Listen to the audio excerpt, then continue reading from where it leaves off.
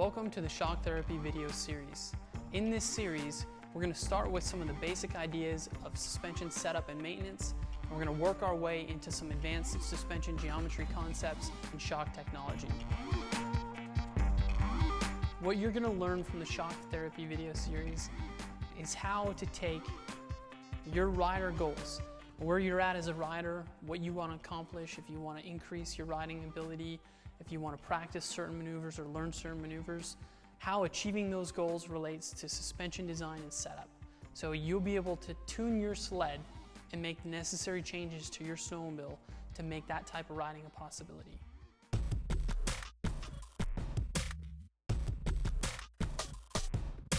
One of the things that we've learned over the years is that it's very hard to determine where you're at as a rider.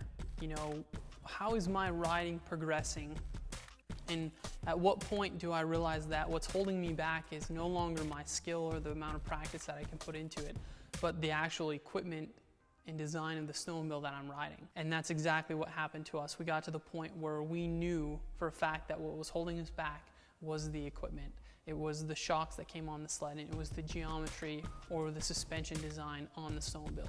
So we're able to make those changes now and get the sled set up so it brings us to that next level of riding. When you go to a dealership and you buy an OEM sled off the showroom floor, it has limitations to it. They're designed from the factory to do a very specific thing for a very specific type of rider, which means that in order to tailor a snowmobile to your riding style, there's some changes that might have to be made.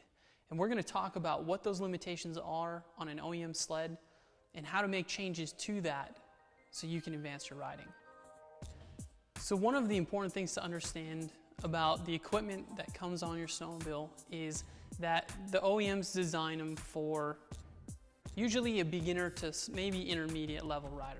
And they are mass market components. They're going to build tens and tens of thousands of this one shock. So they're going to build it as cost effectively as they can. And it's not going to come with a lot of features.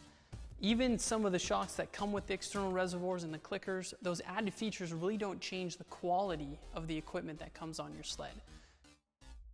What we have right here is a 2014 Polaris Pro RMK, and it's been outfitted with a completely different front suspension and shock package at the front.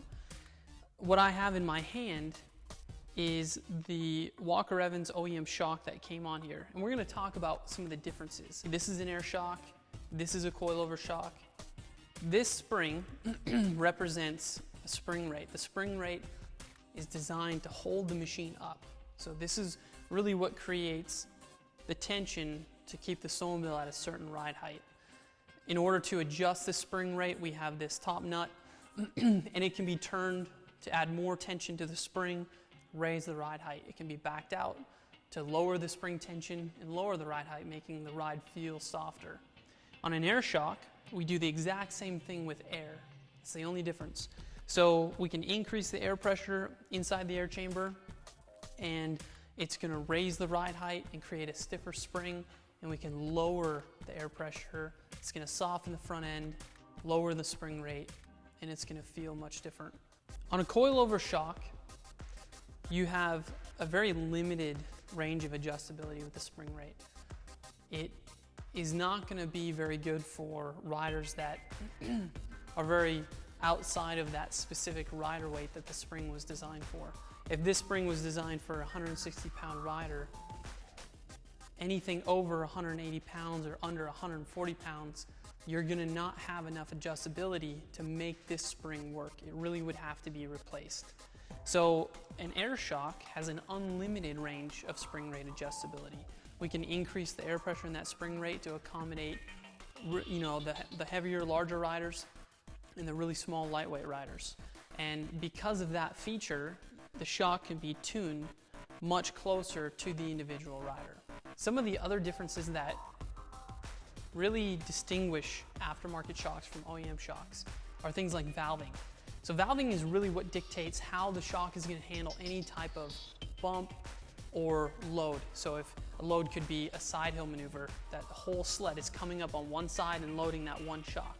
Well, how is that shock going to handle bumps in that type of situation? And valving is really critical for that. Valving is compression and rebound. And so an OEM, what they do when they come out with a snowmobile is they look at what type of rider, again, this general type of rider, what they're going to be doing with the machine, what their capabilities are on the machine. And they look at it as a very beginner to intermediate level. And so the valving spec that's going to be in there is going to be geared very much towards comfort and just overall feel. And it's not going to handle the aggressive, more extreme terrain very well just because of that fact. So the valving code that goes in here is much different than something that comes in an aftermarket shock, which is designed to be better for those extreme situations. We're going to discuss some of the features of this Fox shock because we use these shocks for a very specific reason. They provide a lot of tunability and a lot of adjustability, and they work really well for a wide range of rider. And some of the reasons for that are the main chamber, which is an adjustable air pressure and can be very easily tuned for your rider weight and also the sled weight. Modifications that we make to the snowmobiles, the type of gear that we carry on them, that adjustable spring rate is very key. The evol chamber is a high pressure external air pressure chamber off the side of the shock, and that creates a very progressive spring rate. So as the shock compresses, that spring rate really gets a lot stiffer, and that's really good for cornering, big bumps, large drops, side hilling, all of those advanced types of riding. This shock handles really, really well. It also has a rebound adjust, which gives you some fine tuning of the way that the shock extends and some of the compression, which we'll talk about in later videos.